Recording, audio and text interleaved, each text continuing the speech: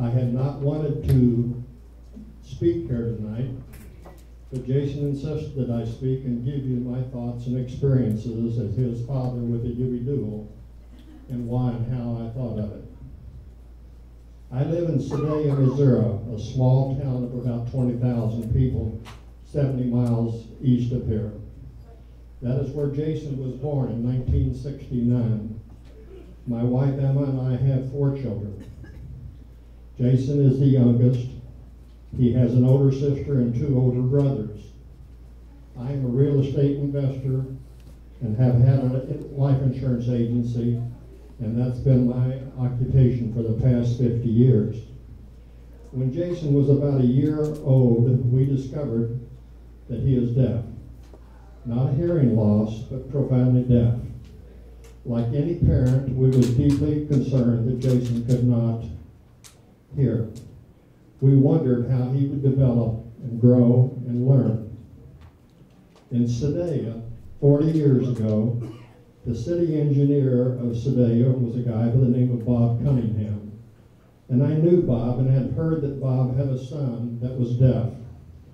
Although I had not met him or seen him, after learning that Jason could not hear, I went down to the city hall and asked Bob if he had time to speak with me. I asked Bob if it was correct that he had a son that was deaf, and he told me, yes, we do have. I said, would you please tell me about that? Does he live at home? Where does he go to school? Tell me about his life. Bob said he does not live at home. When he was 5, we sent him to the state school for the deaf in Fulton, Missouri. That is all that can be done for children who are deaf. David, his son, lived there and went to school there. Now keep in mind, this was 40 years ago. I said, does he come home on the weekends? Does he come home during the summer? Bob said, well, he's out of school now and he works at the library in Columbia, Missouri. But no, he didn't really come home on the weekends or come home much in the summer. My wife and I do not know sign language. The state school is 100 miles away and we couldn't go there to learn sign language. When David does come home, we had to write notes. He is far beyond wanting to write notes now, and it's frustrating for him. So he comes home now and then, but mostly he stays in Columbia, where his friends who know sign language are staying also. It is pretty hard for us. We cannot talk to David, and that is just how it is. In Sedalia, there was a man and his wife who were deaf. They did upholstery. They did great work, and everyone in town knew that they were, even though almost no one could talk to them because no one knew sign language. Everything was done by writing notes. I went to their garage and wrote on a paper, I just found out our son is deaf. What should we do to educate him? The man wrote back, when he is 5, you have to send him to the state school for the deaf. He looked at me with knowing sadness in his eyes and about how hard that would be to send a child away from home to live, and he nodded his head slowly. That man and his wife later became good friends with Jason. I was stunned after that conversation. After listening to Bob, the city engineer, and seeing the sadness on his face, and seeing the knowing in his eyes of the upholsterer, I knew that I did not want to have Jason live away from home. His mother also felt that way. We wanted him to live with his brothers and sisters, his mother and I, in our home in Sedalia, and grow up with his family, friends, and grandparents around him. But I didn't know one thing about deafness. Neither did Emma or anyone in our family. I just knew that we wanted him at home, and I wanted all of us to be able to talk to him, and for him to be able to talk to us. And I wanted him to have an education in Sedalia, Missouri. It was the beginning of my first thoughts that there must be a way to talk to children and people who are deaf. I was on the board of a new center in Sedalia about that time that's called the Children's Therapy Center. And they had started with the purpose of providing educational opportunities for children with disabilities. At that time, in 1969, there were very few opportunities to local cities for children with disabilities to be educated. This was just the beginning of a new idea. But even in this new little center, there was no program for children who are deaf and no plans for such a program. This center was a private center with everything paid for by individuals. I asked the director of the center if he would consider creating a program for children who are deaf, and that Em and I would help him. He said, well, I don't think we have any other children who are deaf in Sedalia. I think Jason is the only one. And then he said, but we will try. I don't know anything about deafness either, but we can learn together.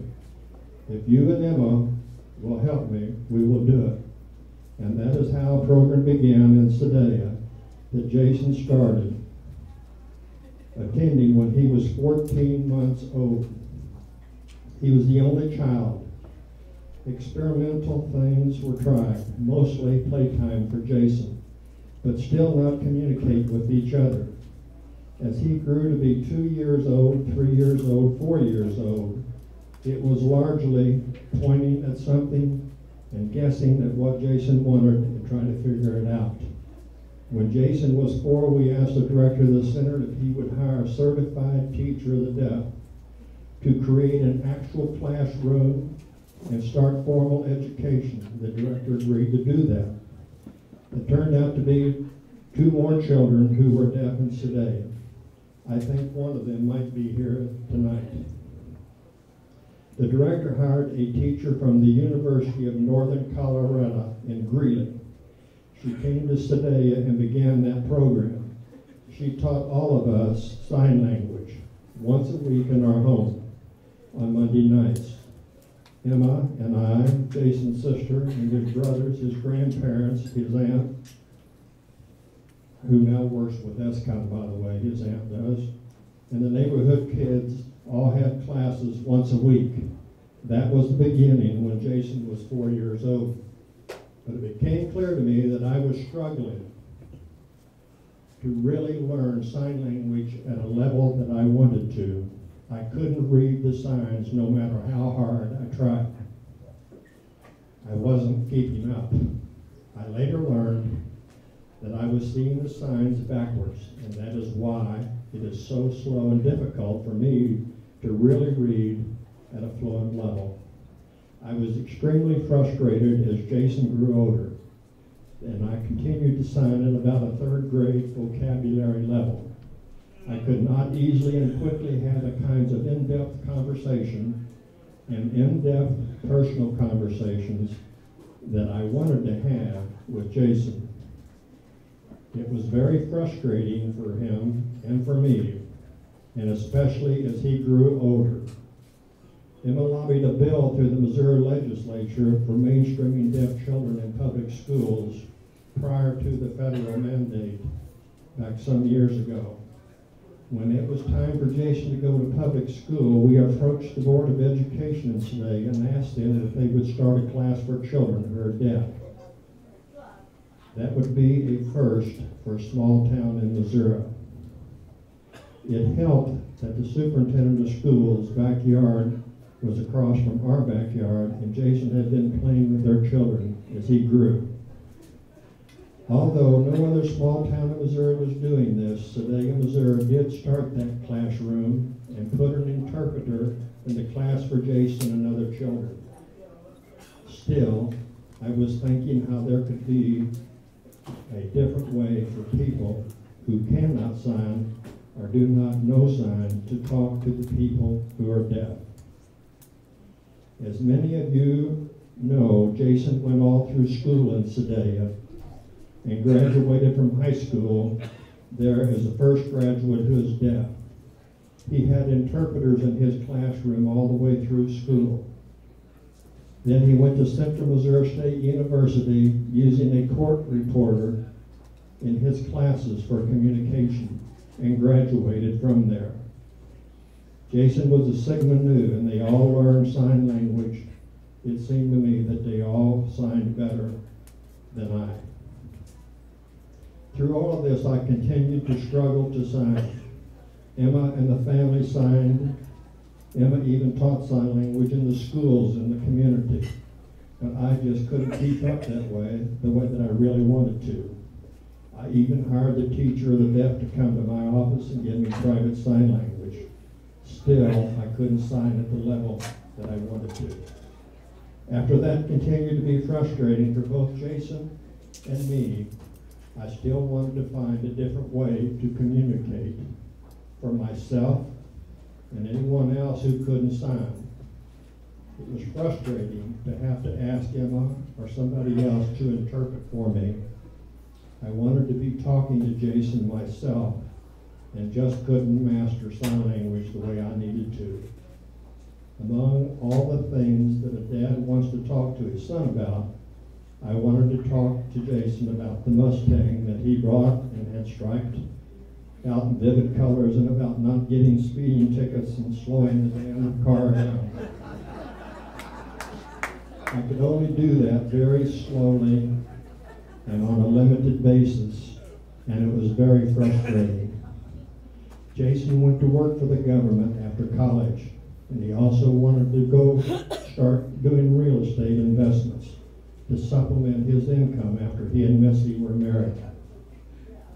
He came home to Sedalia one day to ask me some questions about an apartment complex that he was looking at and wanted to buy.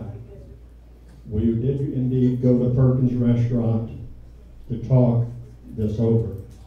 After 2 hours of my limited sign language, some lip reading, some note writing, an idea came to me. The idea came into my head just like a picture that I could see. I said, Jason, let's go home. I want to show you something I have just thought of. In our kitchen, we always had a large white marking board to write on and draw pictures. I drew the picture of the UB as it kind of is today, not exactly. It had a double keyboard, it had a split screen, and I told Jason that this could solve some of the problems of being able to communicate if we had this product. I drew a rough draft of what that became UbiDuo. I said, Jason, I think if we had something like this in the middle of the table, it could make things go a lot faster and a lot easier, and we could talk about everything. I said, I think we should get a patent on this and build it. And that is what we did. Lots of bumps, learning, questions, backing up, starting over, personal money spent, traveling around the country by his mother, all of that to get to where we are today. We incorporated a company in 2002, putting Jason and I as officers. That was the beginning. Then all of us learning about how to do a patent and going on one step at a time with Jason filling that role to lead this company. As I said, I hadn't planned to share this story, but I am hopeful that it gives some insight into our family's 42-year adventure with Jason and this 10-year journey with the UbiDuo. That is a little of the background of the beginning of the UbiDuo. I am happy to be here tonight as we launch this second generation of the UbiDuo. And my dream is that every person who is hearing and every person who is deaf will be communicating, as Jason says, at any place, at any time, with anyone. I am very proud to see what Jason and Emma have done with this company. A deaf person can walk into any Social Security office in the United States today, and there sits a Ubi that they can have an in-depth conversation with. Many colleges, hospitals, government offices across the country at UbiDuos that can be useful for technical information or just plain conversation. I, and many like me, can have a conversation with my son without the frustration. I thought of the Ubi that Jason and Emma are totally responsible for where this company is today. Thank you very much.